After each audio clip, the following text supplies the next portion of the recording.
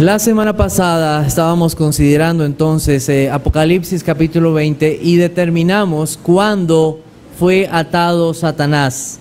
Y nosotros vimos que eso fue o sucedió en la primera venida de nuestro Señor Jesucristo. Él fue atado en ese momento. Entonces, comenzando por ahí en Apocalipsis 20, nosotros determinamos entonces que no es un tiempo posterior a la venida de nuestro Señor Jesucristo, sino que eso sucedió ya en la primera venida de nuestro Señor Jesucristo.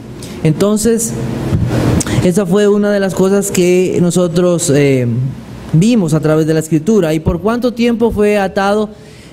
Vimos que la cadena es simbólica, no hay una cadena real que esté atando a Satanás. Lo que está indicando es que él está controlado, sujetado, limitado por el poder de Dios. Cuando nosotros ponemos una cadena a algún animal o algo, eso es lo que hacemos, limitar su poder y su alcance. Tiene alcance hasta donde él llegue, pero está atado. Nuestro Dios es el que tiene la llave también. Él está en control. El que tiene la llave es el que está en control. Entonces, nosotros hablamos de que la cadena, la llave y todo esto son símbolos de esa limitación, de ese poder que está limitado en este ser. Y si hablábamos de esa limitación, dijimos que se refiere a un periodo largo pero limitado. No podemos decir que son 1000 años literales, porque todo lo que viene de simbología nos habla de eso. Un ejemplo, cuando nosotros vemos un número como el 7, estamos hablando de un número perfecto, el número de Dios. Entonces los números también tienen su simbología. Entonces lo más cercano que podemos ver en este pasaje a esos 1000 años es que no eran literales, que no eran 1000 años o 10 siglos, sino que es un tiempo limitado, pero bastante largo. Eso fue lo que vimos la semana pasada. ¿Para qué fue atado este ser? Para que no engañe a ¿quiénes? A las naciones. Ahí está en eso, porque algunos me han dicho, ¿verdad? Y esa limitación de Satanás es en todos los campos. No, es en el campo ¿de qué? De no engañar a las naciones. Y nosotros vimos algunos pasajes que nos ayudaban con esto. Vimos unos pasajes en Hechos. Por ejemplo, Hechos 14:14 nos decía que en las edades pasadas las gentes, estamos hablando de los que no eran judíos, ellos no recibieron la verdad del Evangelio. En ese sentido, ellos estaban engañados, no recibían la verdad. Aunque vimos algunos en el Antiguo Testamento que fueron salvos, como todos los demás por gracia, muchos de ellos no conocían la verdad del Evangelio. Pero ahora Cristo ha atado a Satanás y la verdad del Evangelio debe correr. Y entonces Cristo dijo, por tanto, id y haced discípulos ¿a dónde? A todas ¿qué? Las naciones. Satanás está atado para no engañar a ¿quiénes? A las naciones. Entonces el Señor está pidiendo que su pueblo predique su palabra. Nosotros recordamos que en la venida de nuestro Señor Jesucristo, Él ascendió a los cielos, Él venció a Satanás en la cruz del Calvario, y Satanás pensó que había derrotado a nuestro Señor Jesucristo, pero así no fue. Pero aún así su poder sigue activo. Si el poder de Satanás hubiese estado totalmente activo, ¿qué hubiera pasado con esos 120 reunidos que nos cuenta Hechos? ¿Sabe? Satanás hubiera aprovechado la oportunidad y ¿qué hubiera hecho? Los hubiera destruido, pero no pudo. Estamos estudiando el libro de Hechos y hemos visto cómo Dios está cuidando a su iglesia, cómo Él la está protegiendo y cómo ese evangelio es llevado a muchas personas. Dios está en control. Nosotros también recordamos cómo Satanás pidió a Pedro para ser zarandeado. ¿Y por qué se sostuvo el apóstol Pedro? Porque yo he rogado por ti. Porque Cristo lo estaba guardando. Así la iglesia hoy está guardada del poder de Satanás. El Señor Jesucristo está cuidando su iglesia. Y yo ponía un ejemplo, hay algunos autores que ponen un ejemplo de un perro amarrado, ¿verdad? Que está limitado. Otro que podemos ver es un hombre en la cárcel, un malvado, que tiene influencia aún afuera. Nosotros hemos visto eso, cómo hay hombres que están en la cárcel y tienen todavía influencia afuera. Imagínense esos hombres afuera, harían todavía más mal. Pero en este momento Satanás está atado y aún puede hacer mal. Él vino para matar y destruir. Y hay muchos áreas o campos en que nosotros podemos ver que Satanás hace maldad. Cuando nosotros vemos un ejemplo en un hogar, cuando hay celos, iras, contiendas y pleitos, ¿saben quién está ahí? Ahí no está el Señor, el diablo. No debemos ignorar sus maquinaciones. Entonces, esto lo vimos. Hoy vamos a continuar, entonces vamos a ir a Apocalipsis capítulo 20 y vamos a terminar hasta el versículo 10. Vamos a hacer la lectura de estos pasajes, hermanos. Hoy lo que vamos a leer y lo que voy a tratar de explicar es difícil, no es fácil. Hay mucha simbología involucrada, entonces yo espero poder explicarlo de la mejor manera. Esto no es fácil poder entenderlo, pero buscamos la forma de hacerlo lo más fácil posible. Por eso cuando nosotros nos encontramos pasajes difíciles de la Escritura, ¿a dónde vamos? A los pasajes ¿qué? Más fáciles, correcto. Eso lo debemos entender. Entonces voy a leer Apocalipsis 20, voy a leer desde los versículos 1 al 10. Vi a un ángel que descendía del cielo con la llave del abismo y una gran cadena en la mano. Y prendió al dragón, la serpiente antigua, que es el diablo y Satanás, y lo ató por 1000 años. Y lo arrojó al abismo y lo encerró, y puso su sello sobre él para que no engañase más a las naciones, hasta que fuesen cumplidos 1000 años. Y después de esto debe ser desatado por un poco de tiempo. Y vi tronos, y se sentaron sobre ellos los que recibieron facultad de juzgar. Y vi las almas de los decapitados por causa del testimonio de Jesús y por la palabra de Dios, los que no habían adorado a la bestia ni a su imagen, y que no recibieron la marca en sus frentes ni en sus manos, y vivieron y reinaron con Cristo 1000 años. Pero los otros muertos no volvieron a vivir hasta que se cumplieron 1000 años. Esta es la primera resurrección. Bienaventurado y santo el que tiene parte en la primera resurrección. La segunda muerte no tiene potestad sobre estos, sino que serán sacerdotes de Dios y de Cristo y reinarán con él 1000 años. Cuando los 1000 años se cumplan, Satanás será suelto de su prisión y saldrá a engañar a las naciones que están en los 4 ángulos de la tierra, a Gog y a Magog, a fin de reunirlos para la batalla, y el número de los cuales es como la arena del mar. Y subieron sobre la anchura de la tierra, y rodearon el campamento de los santos y la ciudad amada, y de Dios descendió fuego del cielo y los consumió.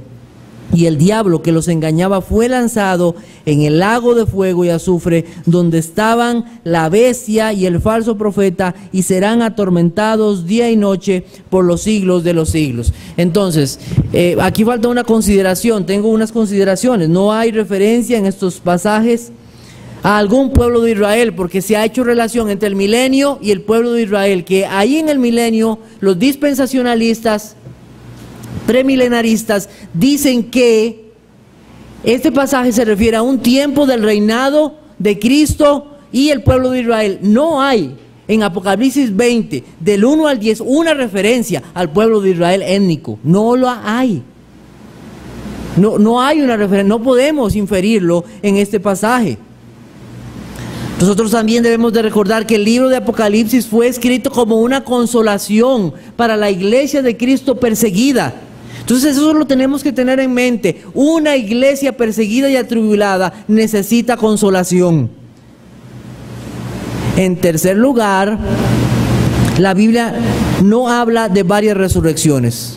Los pasajes claros de la Escritura no nos dicen que hay varias resurrecciones. ¿Cuántas hay? Una nada más. Una nada más. Entonces hay que entender lo que vamos a leer en esta mañana. Hay varios pasajes que nosotros podemos ver en la Escritura que nos hablan de una sola resurrección. En cuarto lugar, recordemos que es una visión y que es lo que se habla está en forma de símbolos. Es una visión. Está en forma de símbolo, no podemos tomar todo literal. porque si no tendríamos grandes problemas. Entonces está en forma de símbolos, pero vamos a pedirle al Señor que podamos encontrar respuestas en esto. Ahora bien, yo quiero decirles que no vamos a poder dar un estudio exhaustivo y completo acerca de todas las cosas que aquí vienen. Si usted quiere un estudio profundo de esto, yo he tenido mucha ayuda de varios siervos de Dios que han estudiado estos temas y me han ayudado mucho. También hay un libro que se llama La Biblia y el Futuro, de Anthony Oekema. Si usted puede conseguirlo, es un muy buen libro. Y hay varios libros. Yo al final voy a dar una bibliografía de todos los libros que he usado y que pueden ayudarle en un mejor estudio de estas cosas. Entonces, primero vamos entonces al versículo 4. Y vamos a hacer una división de los versículos 4 al 6 y después del 7 al 10.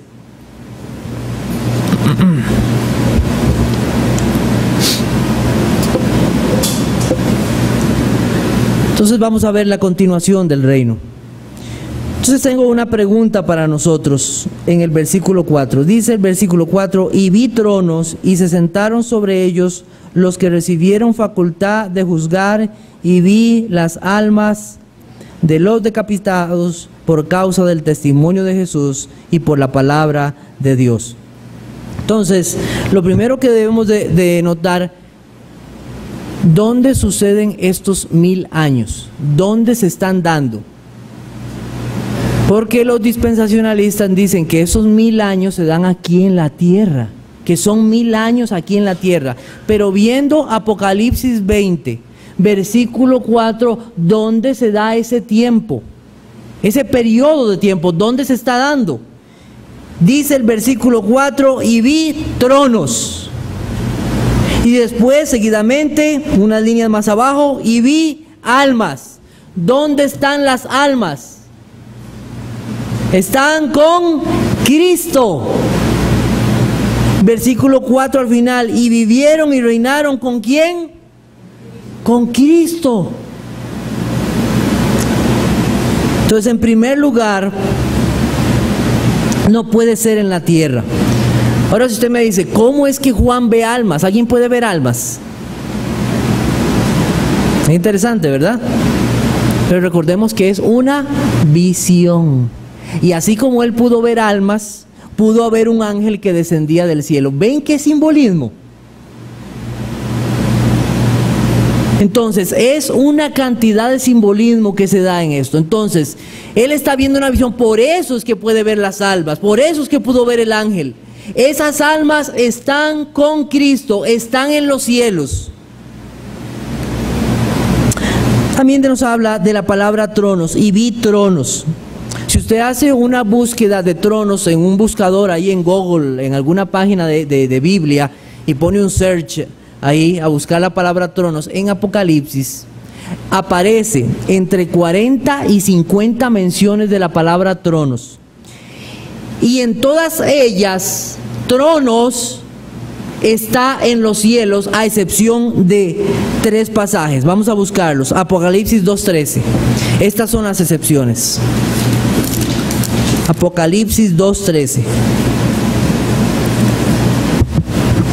Yo conozco tus obras y donde moras, donde está el trono de Satanás.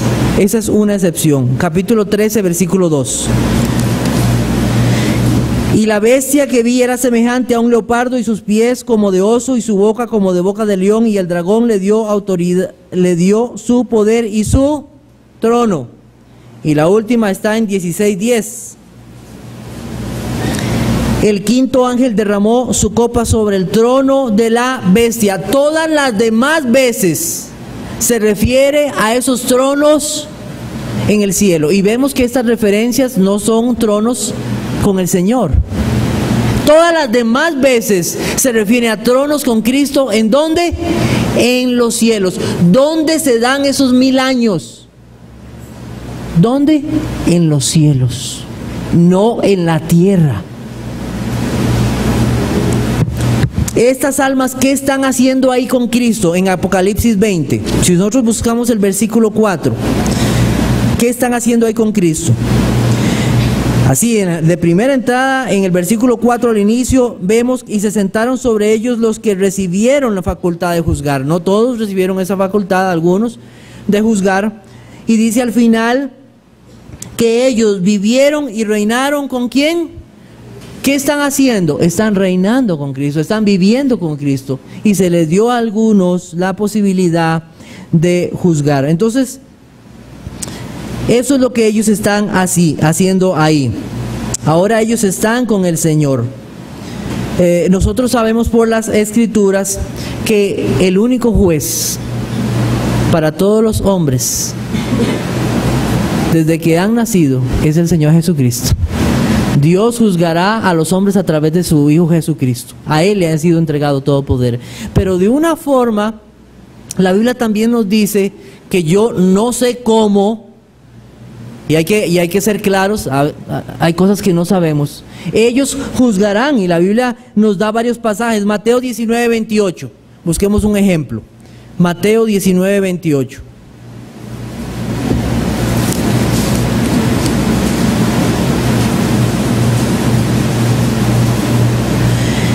Jesús les dijo: de cierto os digo que en la regeneración, cuando el Hijo del Hombre se siente en el trono de su gloria, vosotros que me habéis seguido, también os sentaréis sobre 12 tronos. ¿Para qué? Para juzgar a las 12 tribus de Israel. También Primera de Corintios capítulo 6, versículos 1 al 3. Primera de Corintios, capítulo 6, versículos 1 al 3. ¿Os alguno de vosotros, cuando tiene algo contra otro, ir a juicio delante de los injustos y no delante de los santos? ¿O no sabéis que los santos han de juzgar al mundo? Y si el mundo ha de ser juzgado por vosotros, ¿sois indignos de juzgar cosas muy pequeñas? ¿O no sabéis que hemos de juzgar a los ángeles, cuanto más las cosas de esta vida? Versículos que nos hablan de eso. ¿Cómo será y hasta dónde llegará ese juicio? ¿O solamente será simplemente estar de acuerdo con el juicio de Cristo y agradecerle por lo que Él está haciendo? Porque Él es justo. Dios no es injusto. Apocalipsis capítulo 20 nos dice algo más. ¿Qué nos dice de esos que están reinando con Cristo? Y vi las almas de los decapitados por causa del testimonio de Jesús y por la palabra. El verbo traducido decapitados está en tiempo perfecto. Lo que la frase en el original diría sería más o menos: almas que permanecen en una condición de haber sido decapitados. Almas que permanecen en una condición de haber sido decapitados. ¿Qué es lo que está diciendo? Ellos están ahí con Cristo y permanecen en una condición esperando la adopción de sus cuerpos. Son almas de los decapitados. ¿Quiénes son ellos? ¿Por qué fueron decapitados? ¿Cuál fue la razón? ¿Por qué? Por causa del testimonio de ¿quién? De Jesús y por la palabra de Dios. ¿Quiénes son ellos? Ellos son mártires, hermanos. Ellos son mártires. Por causa de Cristo han sido muertos, decapitados. Vamos a buscar Apocalipsis capítulo 6, versículos 9 al 11. Es un pasaje paralelo a este. Recuerden que Apocalipsis tiene paralelismos. Entonces nos vamos a encontrar una y otra vez estos paralelismos. Apocalipsis capítulo 6, versículos 9 al 11. Cuando abrió el quinto sello, vi bajo el altar las almas de los que habían sido muertos por causa de la palabra de Dios y por el testimonio que tenían. Y clamaban a gran voz diciendo: ¿hasta cuándo, Señor santo y verdadero, no juzgas y vengas nuestra sangre en los que moran en la tierra? Entonces vemos que han sido muertos por causa del testimonio de nuestro Señor Jesucristo. Esas almas están debajo del altar. ¿Y ese altar dónde está? ¿Dónde está ese altar? En los cielos. Está en los cielos. Y ellos piden justicia. de lo que los hombres han hecho en la tierra. Entonces ellos son mártires y están reinando con Cristo.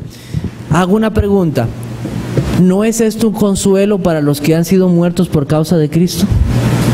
Imagínense una iglesia escuchando estas palabras, una iglesia en el primer siglo siendo perseguida por la causa de Cristo, matados, aserrados, cortados la cabeza, y escuchar del apóstol Juan decir: esos están reinando con Cristo. Imagínense qué gozo, qué consuelo, qué alegría para esos. Y no solamente para esos, para todos los que ahí en adelante serían martirizados por la causa de Cristo. Eso no es un consuelo, saber estas cosas. Amén, amén. Y están reinando con Cristo. En el versículo, en Apocalipsis capítulo 20, se nos dice algo más en el versículo 4. Dice: no solamente ellos están reinando con Cristo. Dice: los que no habían adorado a la bestia ni a su imagen y que no recibieron la marca en sus frentes ni en sus manos, y vivieron y reinaron con Cristo. Ah, sí, dice alguno, ahí está el 666. Eso se nos menciona en Apocalipsis 13:18, si usted lo quiere buscar. Pero busquemos un pasaje en Apocalipsis 7:3, porque algunos ya están pensando en el chip y ya están pensando ahí en algún sello raro, y que ahora ya salió una nueva cosa, que entonces, y siempre se está pensando en eso, ¿verdad? Pero a veces la gente no piensa en esto. Apocalipsis 7:3, diciendo: no hagáis daño a la tierra, ni al mar, ni a los árboles, hasta que hayamos sellado en sus frentes a los siervos de nuestro Dios. Los siervos de Dios entonces también serán sellados con un sello. Capítulo 9, versículo 4. Dice: y se les mandó que no dañasen a la hierba de la tierra, ni a cosa verde alguna, ni a ningún árbol, sino solamente a los hombres que no tuviesen el sello de Dios en sus frentes. ¿Qué es este sello? ¿Es algo real? ¿Es algo literal? ¿Necesitan los siervos de Dios algún sello directo en la frente o en sus manos o en algún otro lugar? Vamos a Deuteronomio capítulo 6. ¿A qué se refiere esto? Porque yo lo que veo en las Escrituras, en Apocalipsis, es que todo esto es simbólico de algo. Deuteronomio capítulo 6, versículo 8, refiriéndose a los mandamientos del Señor y lo que los padres deben hacer con los hijos. Deben hacer con los hijos. Primero, un padre, la Biblia dice que debe amar al Señor sobre todas las cosas. No podemos iluminar a nuestros hijos si nosotros mismos no hemos sido iluminados por la luz de Cristo. Pero en el capítulo 6, versículo 8 dice, en esa labor dice: y las atarás como una señal en tu mano y estarán como frontales entre tus ojos. Las filacterias, creo que eran las tablitas que se ponían en los niños para que ellos tuvieran ahí los mandamientos. Entonces, ¿qué era esto? ¿Era literalmente una marca en su frente o en sus manos? No, es que la palabra de Dios y sus mandamientos y su voluntad esté en nuestra mente y en nuestras acciones, a lo que se refiere la mano. ¿Acaso el Señor en el nuevo pacto no hace eso, darnos un nuevo corazón y una nueva mente para amarle a Él sobre todas las cosas? Entonces, en vez de pensar más bien en algo físico, en una marca física, debemos entender de aquellos que han resistido la influencia del mundo, porque ellos aman a Cristo con toda su alma, su mente, su corazón, toda su vida, y que sus acciones demuestran que ellos no aman a este mundo ni las cosas de este mundo. Debemos de pensar en ese sentido, en esa simbología. Aquellos que no se arrodillaron, ni sirvieron, ni adoraron a la bestia. El libro de Daniel ha sido para mí una gran bendición en estos días, y ver cómo el Señor protegió a estos hombres, Sadrach, Mesach y Abednego. Estos hombres que no se arrodillaron, sino que se mantuvieron firmes, porque sabían que Dios los protegería en medio de todo esto. Y eso es lo que nos llama la palabra de Dios, a mantenernos firmes en medio de esta generación mala. Entonces, esos hombres o mujeres en Apocalipsis capítulo 20, versículo 4, son mártires y son también aquellos que no se arrodillaron, ni sirvieron, ni adoraron a la bestia. Todos aquellos que no doblegaron su espíritu ante el anticristo de este siglo. Y de esto nosotros hablaremos entonces más adelante. Ahora vamos con el versículo 5. Apocalipsis capítulo 20, versículo 5. Apocalipsis capítulo 20, versículo 5 dice: pero los otros muertos no volvieron a vivir hasta que se cumplieron 1000 años. Esta es la primera resurrección. La mayoría de comentarios bíblicos de hermanos reformados que yo he consultado sobre esto están muy de acuerdo que esos otros muertos se refieren a incrédulos. Vea que nosotros no vemos ahí, pero los otros muertos no volvieron a vivir, y no dice vivir con Cristo, hasta que se cumplieron 1000 años. Si nosotros vemos el capítulo 20, versículo 3, hay un hasta igualmente. Dice: y lo arrojó al abismo y lo encerró y puso sus sellos sobre él para que no engañase más a las naciones hasta que fuesen cumplidos 1000 años. Y después de esto debe ser desatado por un poco de tiempo. ¿Ven la relación? Hay un hasta y después se habla de algo que sucederá. Pero en el versículo 5 no se habla de que esos muertos vivirán en Cristo. Ahora, si usted dice: ve, hermano, pero es que hay un problemita ahí. Dice que hay una primera resurrección. ¿A qué se refiere eso entonces? Si nosotros pensamos que esa primera resurrección se refiere a esa resurrección cuando Cristo viene, tenemos un problema. ¿Por qué tenemos un problema? Vea el versículo 11. Vea: y vi un gran trono blanco, y al que estaba sentado en él, de delante del cual huyeron la tierra y el cielo, y ningún lugar se encontró para ellos. Y vi los muertos grandes y pequeños de pie ante Dios, y los libros fueron abiertos, y otro libro fue abierto, el cual es el libro de la vida, y fueron juzgados los muertos por las cosas que estaban escritas en los libros según sus obras. Y el mar entregó los muertos que había en él, y la muerte y el Hades entregaron los muertos que había en ellos, y fueron juzgados cada uno según sus obras. Y la muerte y el Hades fueron lanzados al lago de fuego. Esta es la muerte segunda. El que no se halló escrito en el libro de la vida fue lanzado al lago de fuego. Tendríamos un problema, porque aquí se describe una resurrección, como habló el Señor Jesucristo, una resurrección para condenación.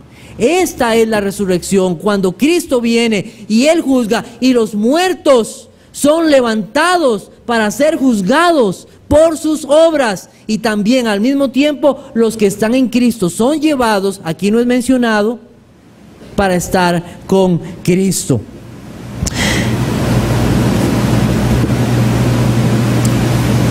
La palabra primera, cuando uno le dicen primera, los números ordinales, uno espera, después de primero, ¿qué sigue? Segundo, y después ¿qué? Tercero, y cuarto, y quinto, y ahí va, ¿verdad? Pero en este caso, la palabra primera, resurrección, a la palabra primera, proto, no se refiere a una secuencia que después vendrá, sino más bien a algo que espera algo por venir. Vamos a ver, Apocalipsis 21.1. Apocalipsis 21.1. Miren, hermanos, esto es difícil, entonces yo espero en el Señor que puedan entender, aún para mí, ¿verdad? Es difícil poder explicarlo de la mejor manera, no es fácil. Dice Apocalipsis 21.1, dice: vi un cielo nuevo y una tierra nueva, porque el primer cielo y la primera tierra pasaron, y el mar ya no existía más. Entonces significa que como hay una primera tierra, vendrá una segunda, una tercera, una cuarta, una quinta, una sexta, una séptima, y ahí en adelante. No, se habla de esta primera tierra, pero también esperamos que cielos nuevos y tierra nueva. Vamos a buscar Hebreos capítulo 8, versículos 6 y 7. Hebreos.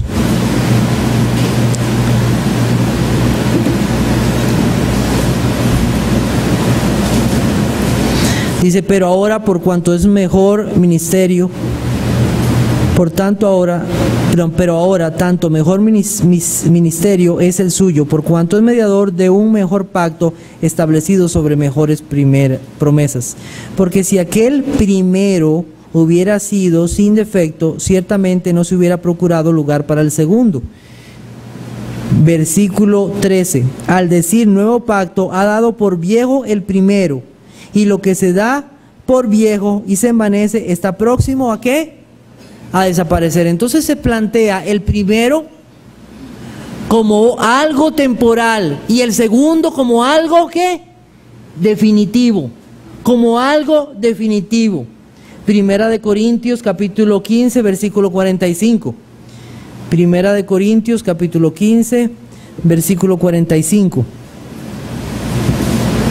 Dice, así también está escrito, fue hecho el primer hombre Adán, alma viviente, y el postrer Adán, espíritu vivificante. Mas lo espiritual no es primero, sino lo animal luego, lo espiritual. El primer hombre es el de la tierra terrenal, el segundo hombre, que es el Señor, es del cielo. Entonces nos habla de algo primero y de algo segundo que realmente será definitivo, refiriéndose a Cristo. En ese primer Adán no significa que se iban a hacer una secuencia de Adanes, primer Adán, segundo Adán, tercero Adán, cuarto Adán, y ahí en adelante, no. Era algo provisional, es un símbolo. Ahora Cristo es ese segundo Adán establecido para siempre, aquel que cumplió completamente la ley y los preceptos. Entonces la primera resurrección que se habla en Apocalipsis 20, vamos a ir a Apocalipsis 20 otra vez, Apocalipsis 20, dice, pero los otros, versículo 5, pero los otros muertos no volvieron a vivir hasta que se cumplieron 1000 años. Esta es la primera resurrección. Entonces, ¿a qué se refiere esa primera resurrección? Se refiere entonces a la participación gloriosa de esos que fueron decapitados y a los que no recibieron la marca en sus frentes y en sus manos. Son aquellos que han confiado en Cristo y son valientes, no conformándose a este mundo. Esa primera resurrección se refiere a ese estado de los que están en el capítulo 4, que ahora están en Cristo. Sus almas viven y reinan con el Señor Jesucristo. Y no es nada raro, hermanos, hablar de ese tipo de resurrección así. Vamos a ver un ejemplo. A Colosenses capítulo 2, versículo 12. Colosenses, tenemos que ir a muchos pasajes de la Escritura para poder entender lo que simbólicamente se dice en Apocalipsis 20. Colosenses capítulo 2, versículo 12, dice: sepultados con él en el bautismo, en el cual fuisteis también ¿qué? Resucitados. ¿Ha sido usted resucitado, le pregunto, en Cristo? El bautismo es un símbolo nada más de lo que ha pasado ya en el corazón, de lo que Cristo ha hecho en nuestra vida. Capítulo 3, versículo 1. Si pues habéis ¿qué? Resucitado con Cristo. Esperamos una resurrección, sí, del cuerpo, pero ya en Cristo yo he sido resucitado. Entonces no es extraño que se hable de esa primera resurrección, de esas almas que fueron decapitadas, que ya están viviendo con Cristo. Esos que no se conformaron a este mundo. Apocalipsis capítulo 7, versículos 13 al 17. Apocalipsis capítulo 7, versículos 13 al 17. Entonces, uno de los ancianos habló diciéndome: estos que están vestidos de ropas blancas, ¿quiénes son y de dónde han venido? Recuerden que son paralelismos que estamos viendo. Y yo le dije: Señor, tú lo sabes. Y él me dijo: estos son los que han salido de la gran tribulación y han lavado sus ropas y las han emblanquecido con la sangre del Cordero. Por eso están delante del trono de Dios y le sirven día y noche en su templo. el que está sentado sobre el trono extenderá su tabernáculo sobre ellos, y no tendrán hambre ni sed, y el sol no caerá más sobre ellos, ni calor alguno, porque el Cordero que está en medio del trono los pastoreará, y los guiará a fuentes de aguas de vida, y Dios enjugará toda lágrima de los ojos de ellos. Entonces, ¿a qué se refieren esa primera resurrección? Se refiere a los del versículo 4 que fueron decapitados y ahora están con Cristo. Porque el versículo 11 de Apocalipsis 20 se refiere a esa resurrección cuando Cristo venga y sean resucitados, unos para vida eterna y otros para condenación. ¿Qué esperan esos muertos? Del versículo 5, ¿qué esperan? Apocalipsis capítulo 20, versículo 5. Entonces, ¿qué esperan? Pero los otros muertos no volvieron a vivir hasta que se cumplieron los 1000 años. ¿Qué esperan esos otros muertos? Esperan ser resucitados, pero no para vida eterna, hermanos. ¿Sabe para qué? Para condenación, para sufrir la muerte segunda. Para eso es que serán resucitados. Entonces, es un consuelo para la iglesia que los que murieron por causa del Evangelio estarán con Cristo.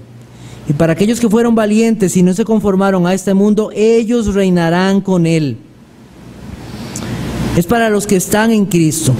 Para los que no están en Cristo no hay una resurrección para vida, sino una para condenación. Busquemos Juan capítulo 5, versículo 29 y confirmarlo con las palabras de nuestro Señor Jesucristo. Juan capítulo 5, versículo 29.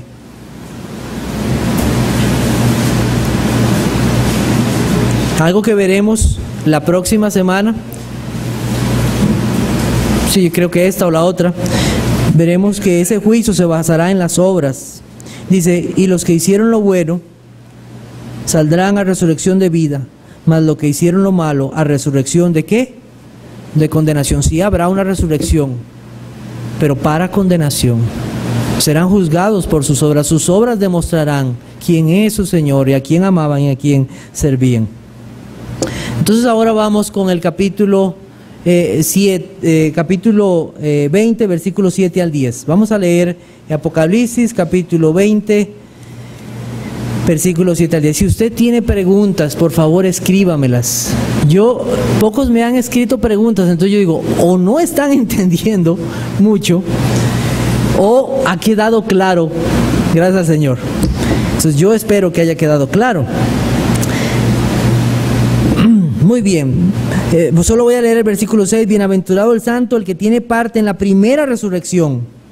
La segunda muerte no tiene potestad sobre esto. O sea, así es, los que están en Cristo, la muerte segunda no tienen potestad sobre ellos. Amén. El que está en Cristo, la Biblia habla de ellos como ellos que dormirán. Pero los que no están en Cristo, habla de ellos como muertos. Sino que serán sacerdotes de Dios y de Cristo y reinarán con Él 1000 años. Versículo 7. La consumación del reino. Cuando los 1000 años se cumplan, Satanás será suelto de su prisión. Voy a leer hasta el 10. Y saldrá a engañar a las naciones que están en los 4 ángulos de la tierra, a Gog, a Magog, a fin de reunirlos para la batalla, y el número de los cuales es como la arena del mar. Y subieron sobre la anchura de la tierra, y rodearon el campamento de los santos y la ciudad amada, y de Dios descendió fuego del cielo y los consumió. Y el diablo que los engañaba fue lanzado en el lago de fuego y azufre, donde están la bestia, el falso profeta, y serán atormentados día y noche por los siglos de los siglos. Entonces, ahora vuelve a mencionar la palabra engaño. Cuando se termine ese periodo extenso, la Biblia nos dice que ahora Satanás será ¿qué? Suelto. ¿Y qué hará él? ¿Volver a qué? ¿A engañar a quiénes? A las naciones. Volverá a engañar a las naciones. Hermanos, en este tiempo estamos en el tiempo de siembra del Evangelio. Satanás ha estado atado para engañar a las naciones. Él no ha podido destruir a la iglesia o impedir totalmente la predicación del Evangelio. La iglesia sigue victoriosa y será victoriosa porque Cristo está con ella. El Evangelio fue abierto a los gentiles. Nosotros vemos eso en Mateo 16, Versículo 19 dice, lo voy a leer para ustedes: y a ti te daré las llaves del reino de los cielos, y todo lo que atares en la tierra será atado en los cielos, y todo lo que desatares en la tierra será desatado en los cielos. Hoy, en estos tiempos, hermanos, nosotros vivimos en tiempos donde no ha habido tiempo en la historia como este en que la predicación del evangelio se puede llevar a todas partes del mundo, ¿sabía? No ha habido tiempo como este. ¿Cuánto le tomaba al apóstol Pablo hacer un viaje misionero? Meses. Usted, vea, hermano, usted hoy agarra un avión y al otro lado del charco, como dicen, ¿verdad? Allá, cruza el Atlántico y cae del otro lado en un momento en internet y manda un mensaje al otro lado del mundo. No ha habido tiempo en la historia como este en que los cristianos podamos llevar el evangelio de Cristo a las naciones. ¿Por qué? Porque Satanás está atado.